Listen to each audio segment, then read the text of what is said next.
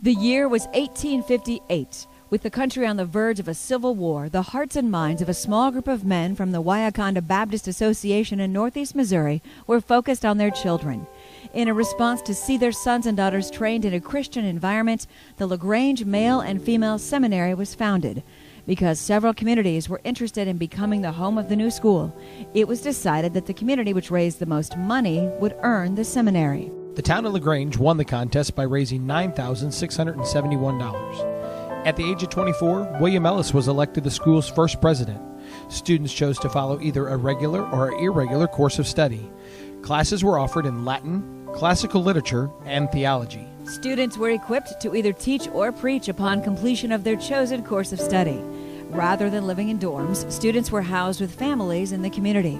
Because the founders wanted to maintain a strong spiritual influence, students attended chapels every day. There was also a 7 p.m. curfew, and students were not allowed to communicate with the opposite sex in either written or verbal form, more than true politeness required. The now famous College Bell, which was relocated to the current campus in 1934, first arrived in LaGrange by steamboat and served as a reminder of the start and end of classes. The bell was also an emergency bell for the entire community. Everyone knew its sound. A short 4 years after its founding, the seminary was forced to close due to the Civil War.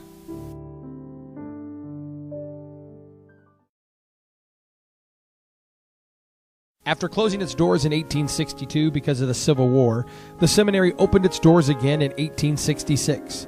The seminary experienced tremendous growth through the end of the century and well into the 1900s. During this time, several majors were added, new athletic programs were begun, and dormitories were built. By 1918, the school ranked number 1 in teacher training. In 1928, after much thought and prayer, the school was moved to Hannibal. It was a tough decision, but school officials felt the move to a bigger town would be better. The move also gave the school a new name, Hannibal LaGrange College. It was during this time that the school became associated with the Missouri Baptist General Association. The Trojan was selected as the school's mascot. The college was again flourishing. Even during the Depression, the school never lost its spirit. The school officials of the time, just like the founders, knew the importance of guiding young minds with a Christian education. Several clubs and music ensembles were added in the 30s and the 40s. The Razzers and the Razzerettes, pep clubs for men and women, were also added. Mr. D.W. Carroll, who cared for the cattle on the college farm during the 30s, constructed the 2 stone pillars at the entrance of the campus. The stones were provided by the graduating class of 1938. To celebrate the college's centennial year in 1958, the Razzers and Trojanettes erected the wrought iron arch over the entrance. Dr. Luther A. Foster, the college's president at the time, encouraged the year's graduating class with these words: "Your college was born in a faraway and troublesome day. We marvel at the courage of our forefathers who even dare set up an institution of higher learning in such a time of national turmoil and impending disaster. Every son and daughter of Hannibal LaGrange College is the recipient of a matchless heritage, the full worth of which will never be known. May we humbly rejoice today in this heritage and resolve to pass it on to succeeding generations as long as time shall endure." By the 1960s, Hannibal LaGrange College was not only reaching students in the Hannibal area, but had opened an extension center in St. Louis as well. The 2 campuses were now organized together under the name Missouri Baptist College. By 1973, however, the college was facing financial hardship. It looked as though the Hannibal campus would be closing its doors and the campus in St. Louis would remain.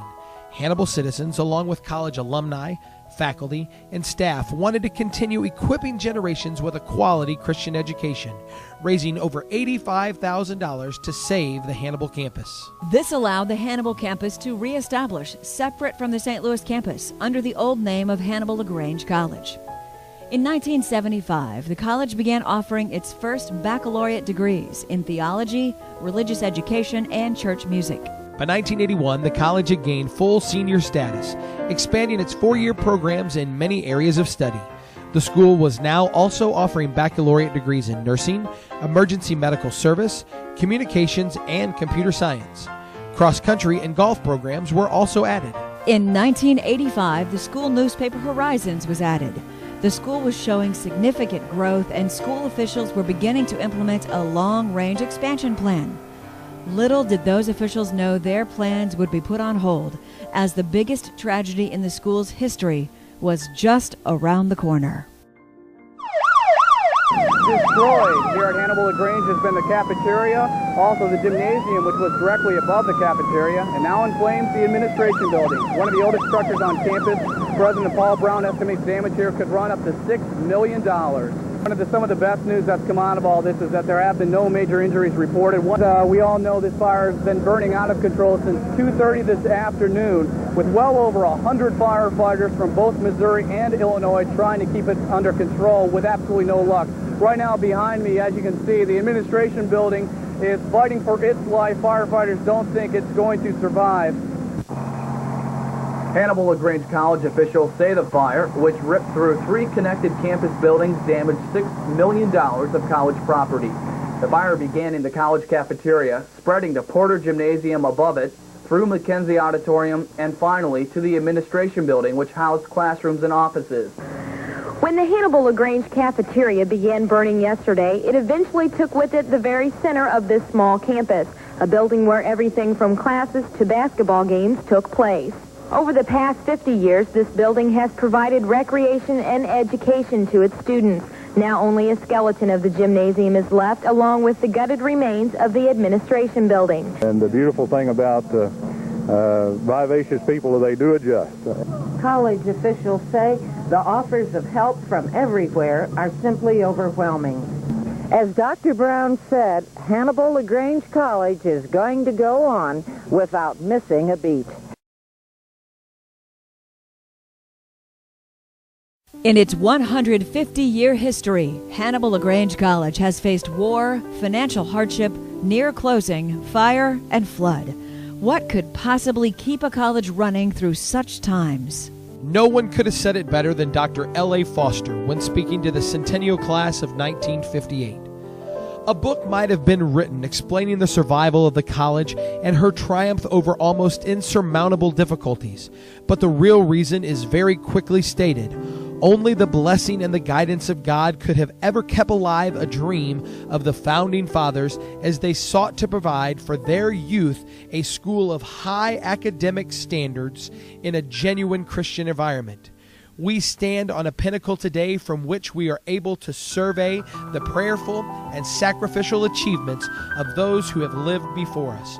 Our motto is knowledge for service. The world needs you at your best, and you will be at your best only as you use your knowledge in service to God and mankind.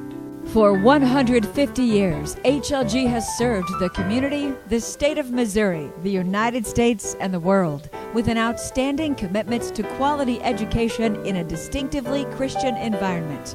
With a strong heritage and determined vision, Hannibal LaGrange College is dedicated to continue its mission of equipping generations with knowledge for service.